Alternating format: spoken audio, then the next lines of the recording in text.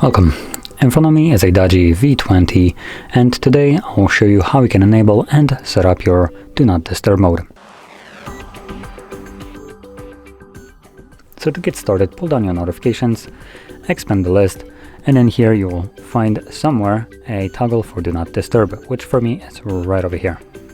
Once you locate it, you can either tap on it to immediately turn it on with whatever the default settings of it are, but what I recommend doing if you have a moment is holding it, and this will take you to the settings where you can actually check out the default settings of it and change them if they don't really align with what you need it to do. So from here we have exceptions, so here you can select who will be able to bypass the Do Not Disturb mode when it's active.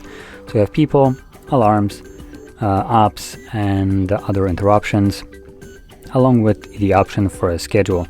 So if you plan to use Do Not Disturb mode on, as example, weekly or daily basis, you can set up a schedule, and this will allow you to set up each day of the week that you want it to turn on during, and also start and end time.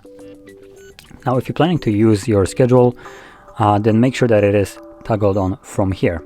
That's the only thing you would need to do to turn it on, and then your Do Not Disturb mode will toggle on